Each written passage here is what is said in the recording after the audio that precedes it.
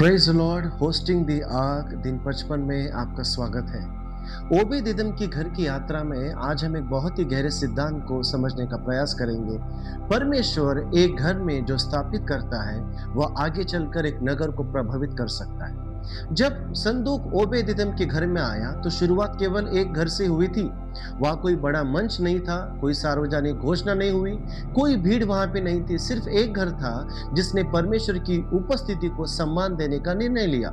लेकिन उस छोटे से घर में जो हुआ उसका प्रभाव पूरे नगर तक पहुंचा।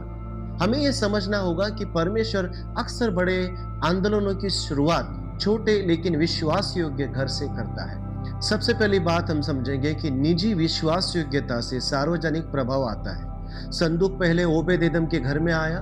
उस समय दाऊद के नगर में कोई उत्सव नहीं हो रहा था, कोई सार्वजनिक आराधना नहीं हो रही थी, लेकिन एक घर में परमेश्वर की उपस्थिति का सम्मान किया जा रहा था। और यही प्रभु के राज्य का सिद्धांत है। पब्लिक मैनिफेस्टेशन के पहले प्राइवेट प्रिपरेशन होता है। परमेश्वर पहले हमारे घर में काम करता है, हमारे चरित्र को बनाता है, वह हमारे परिवार को तैयार करता है, वह हमें सिखाता है कि उसकी उपस्थिति को कैसे संभालना है। क्योंकि जो व्यक्ति अकेले में परमेश्वर के सामने झुकना सीखता है वही सार्वजनिक स्थान पर सही रीति से खड़ा हो सकता है। दूसरी बात, काना का विवाह। एक घर में यीशु की महिमा का प्रकट होना, इस सिद्धांत को हम यीशु के जीवन में भी देखते हैं। यूहन्ना 2 में यीशु का पहला चिन्ह काना में हुआ। यीशु ने अपना पहला चमत्कार किसी बड़े मंच पर नहीं किया। उन्होंने किसी राजमहल से शुरुआत नहीं की। उन्होंने एक पारिवारिक परिस्थिति में अपनी महिमा प्रकट करी, क्योंकि यहाँ एक आवश्यकता थी। दाखरस समाप्त हो गया था और यीशु ने पानी को दाखरस में बदल दिया। ये केवल एक चमत्कार नहीं था। बाइबल बताती है कि इस चिन्ह के द्वारा यीशु ने अपनी महिमा प्रकट की, उसके शिष्यों ने उस पर विश्वास किया।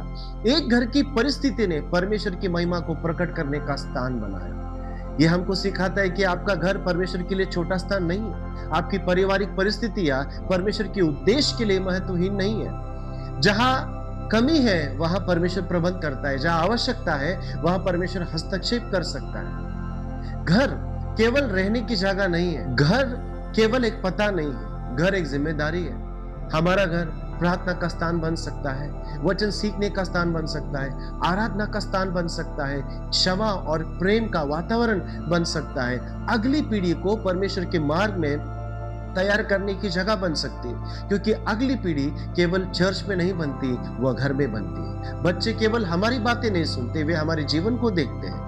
वे देखते हैं कि हमारे लिए परमेश्वर कितना महत्वपूर्ण है। ओबेदेदोम के घर में जो भी हुआ वह समाप्त नहीं हुआ। उस घर की गवाही राजा तक पहुंची और फिर संदूक राजा दाऊद के नगर की ओर गया। यह हमको बताता है कि एक घर की विश्वास योग्यता एक बड़े राज्य के मूवमेंट के लिए द्वार खोलती है। शायद आप सोचते हैं मैंने तो केवल अपने घर में प्रार्थना ही करता हूँ, लेकिन परमेश्वर कहता है मैं तुम्हारे घर से कुछ बड़ा शुरू करना चाहता हूँ। आपकी प्रार्थना किसी और परिवार को प्रेरित कर सकती है, आपका विश्वास किसी और को मजबूत कर सकता है, आपकी गवाही किसी और को परमेश्वर के पास लेकर आ सकती है। आपके घर में रुकने के लिए प्रभु की उपस्थिति नहीं, लेकिन बहने के लिए आती है। ओबेदेदोम ने संदूक को अपनी संपत्ति नहीं समझा, उसने उसकी मेजबानी की। उसी प्रकार परमेश्वर जो कुछ हमारे जीवन में रखता है वह केवल हमारे लाभ के लिए नहीं होता। यदि परमेश्वर ने आपको शांति दी है तो वह शांति दूसरों तक जानी चाहिए। यदि परमेश्वर ने आपको ज्ञान दिया है तो वो दूसरों तक सिखाने के लिए वो ज्ञान बांटना चाहिए। यदि प्रभु ने आपको आशीष दी है तो वह दूसरों के लिए आशीष बननी चाहिए। जो परिवार आपके घर में स्थापित होता है वह आपके घर से बाहर भी प्रभाव डाल सकता है। आज का प्रश्न ये नहीं कि आपका मंच कितना बड़ा है, बल्कि प्रश्न ये है आपका घर परमेश्वर की उपस्थिति के लिए कितना तैयार है।